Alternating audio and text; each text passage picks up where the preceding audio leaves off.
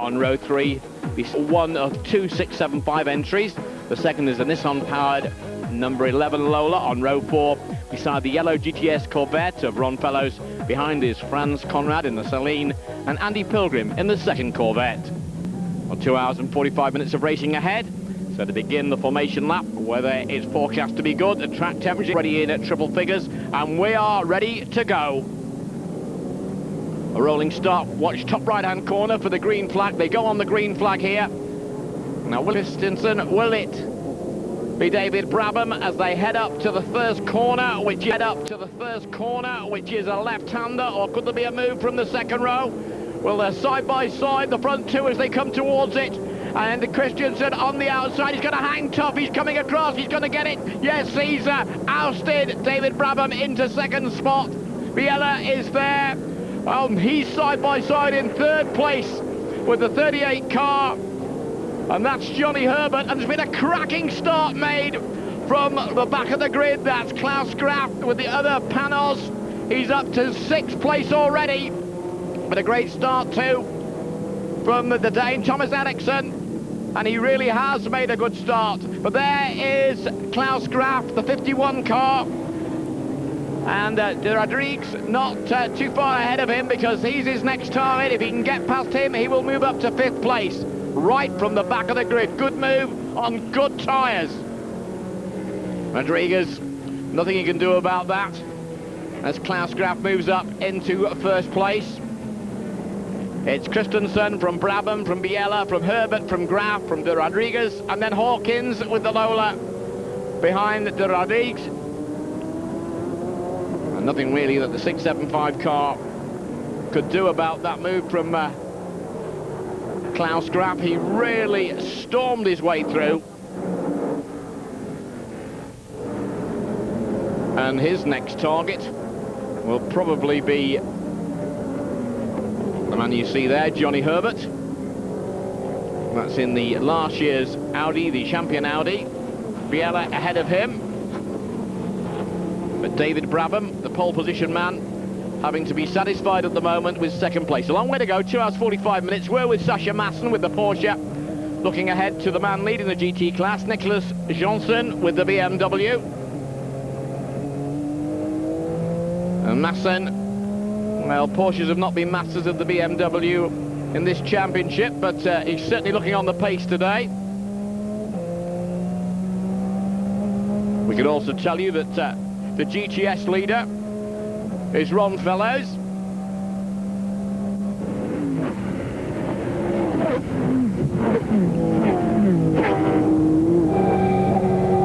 We're looking back to JJ Leto there. But still the leader, Christensen, from Brabham, from Biella, Fellows and Conrad in the Celine, I should say. And that's a Lappery already starting.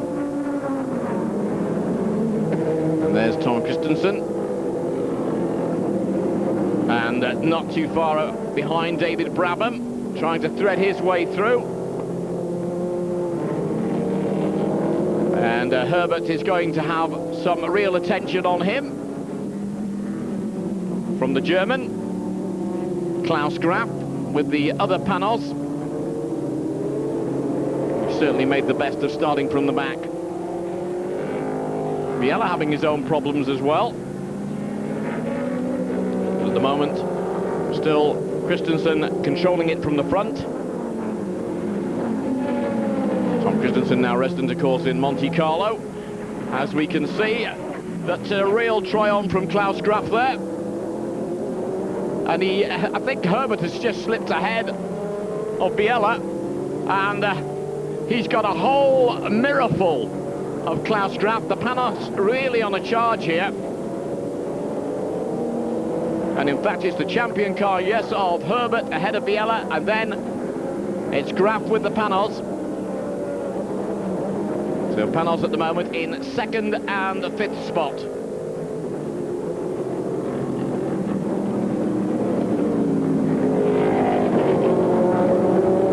Klaus Graf really looking to get on terms with Biella. He's going to have a look down the inside there. Biella keeping the door firmly shut. And we're on board again with Tom Christensen, but Tom Christensen is not in the lead. That ahead of him is David Brabham, so in traffic. The Panos has gone ahead in the hands of the Australian ex-Formula 1 driver, who later will be handing over to another ex-Formula 1 driver, Jan Magnussen. Can Panos break this deadlock, this stranglehold that Audi have had on this championship? In the Panos pit. Well, they're no doubt delighted that David Brabham's there and wondering as we go on board again with Sasha Masson challenging the BMW ahead. So it's a good battle, this one. Nicholas Johnson with the BMW. And Masson really showing he's an expert at Porsche driving as the BMW goes very sideways there of Nicholas Johnson. But when it pulls onto the straight, the power of the BMW getting a little bit away from Sasha Masson. But when you go into the corners, you can see he's having to slam the door very firmly shut, really lighting up the tyres at times. Masson won't mind that. He's a master of exerting pressure.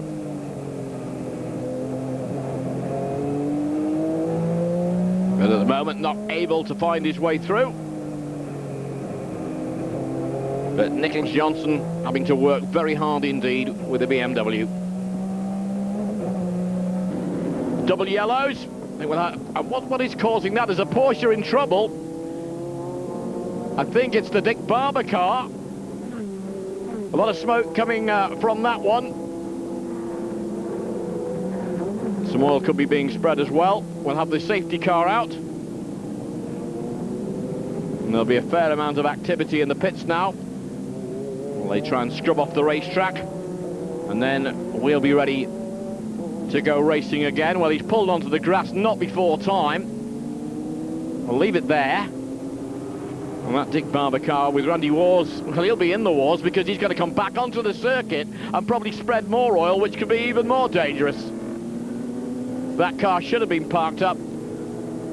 But very shortly, we'll continue with the ALMS Round 4 from Portland.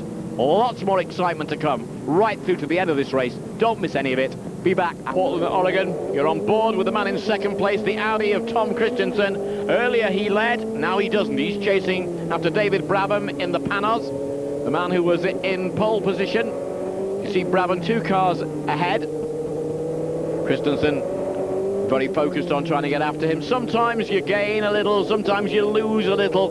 The traffic makes a lot more corners because it's really mobile chicanery that you've got. And you've got to be a master of it. Both are. And in the pits, they're ready for either the number 50 Panos of David Brabham, or it could be Klaus Graf, who started from the back of the grid.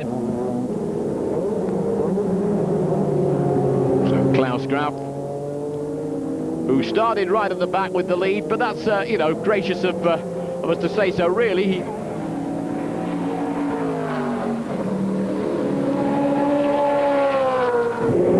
Well, we're on board with Tom Christensen, but I can tell you that he's having a little bit of problem getting past there. In fact, I'm not sure whether he's having a problem, but he's certainly let.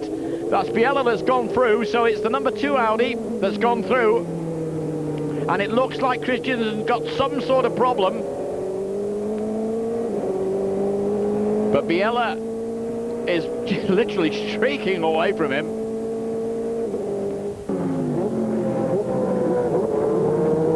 Whether that's a power problem, a gear problem, it's really a selection problem there. But Christensen not as happy with the car as he was before, that's for certain. We'll keep an eye on that. Take notice of that, notice of that flap over the left wheel. That's an air vent that's just been knocked. That isn't his problem.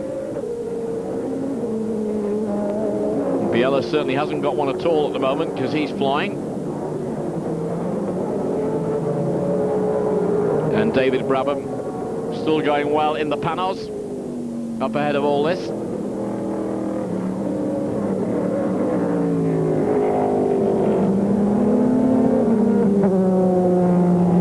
No signs yet of coming in. for the number 1 Audi of Thomas Christensen, back in the Celine's favour. BMW into the pits, Nicholas Johnson. He looks like, as he goes into the chicane there, it looks almost as if he goes in too deep into the chicane. There's David Brabham, who looks to have absolutely no problems at all with the Panos. He was the pole position man, but will he win the race? Find out, because we'll be right back with this race after the break. Both last year's cars, of course, because Herbert in the champion Audi, and heading for the pit road, Jan Magnussen trying to go past the GT lead class battle of Boris Said and Muller.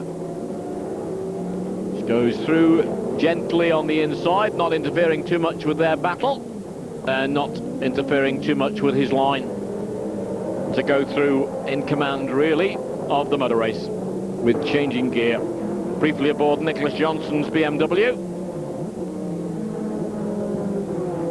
And there is going to be a pit stop for fuel. But Klaus Graf a little bit too enthusiastic in the chicane. Spins, there's a couple of cars that will pass him, but they are well down on him. That won't make too much difference to the position of the 51 Panos.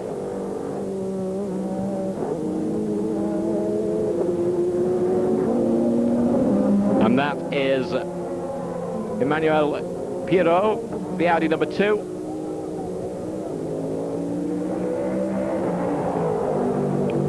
Fuel splash and dash this will be. Oh, talking about a fuel splash and dash. And there the race leader, Jan Magnussen with the Panos. And making good use at the moment of the clear track. And it's beginning to look more and more that it will be a Panos victory in round 4, the American Le Mans Series, Portland, Oregon.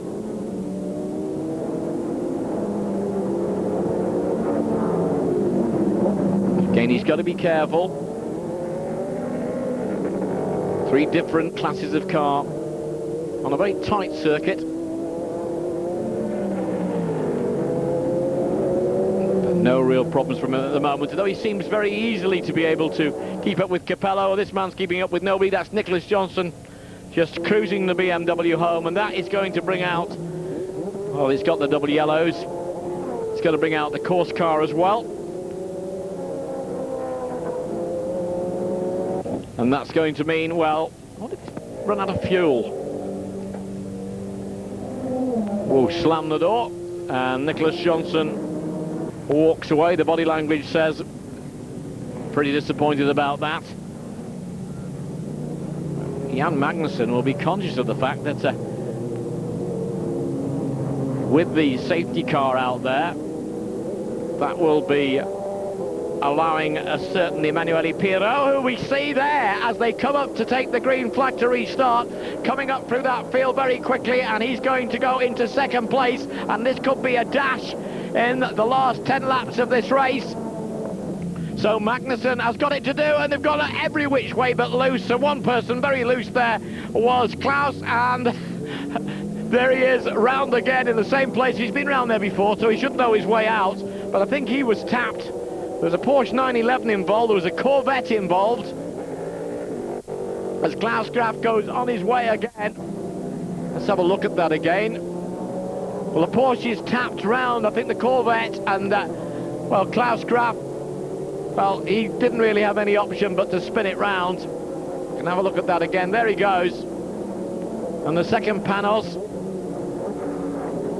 well, he'll regain the track in a moment, so we have to have a green flag again. They're waving, they're weaving, and they're away again. And now look just how close the Audi is of Emmanuel Pirot to Jan Magnussen. Andy Wallace is in 3rd place with the champion Audi, but this is now literally a sprint to the flag. Now, can Panos take away, at least for this one race, the Audi dominance, or has Emanuele Pirro got some answer to this? Magnussen keeping it all together, and there's Johnny Herbert, or there's Andy Wallace, Johnny Herbert's teammate, keeping them both honest, not too far away.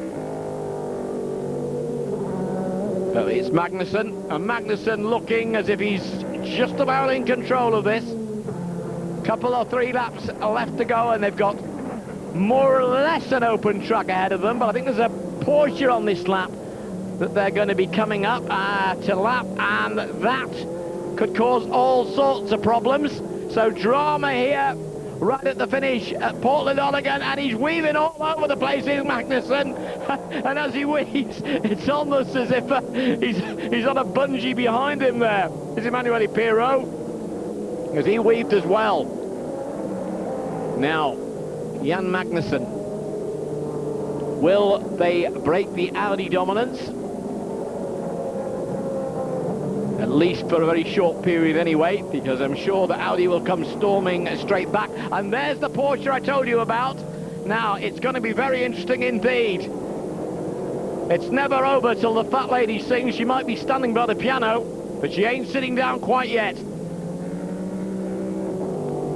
Pirro trying for all he's worth to snatch this victory back. Victory from the jaws of defeat for Audi. And Jan Magnussen, conscious, he's just got to keep the car there. They're both past the Porsche. There's the Panos crew. They don't look to be biting their nails. But what delight this will be for them. They took the covers off these cars, year-old cars, before the last race. They performed well. He locked up a little bit there, did Jan Magnussen. I think he locked up a little bit too early, but he went over the line. And yes, Panos have done it. Final result then. The Audi steamroller has finally been halted, and even though the number 1 car did have trouble, the number 2 wasn't there to pick up the pieces, and Panos beat them fair and square. Well, they may look like they're celebrating now, but later, well, I think the party will really get going. Well, it was close at the end, but look at that points table. The Audi drivers haven't been affected too much, but the Panos boys, well, they've been lifted a little bit. Collins won the GTS class, Sasha Mashin still heads the GTs, Sasha Mashin even, but it's Magnussen, Brabham and Panos who celebrate, and Magnussen was delighted.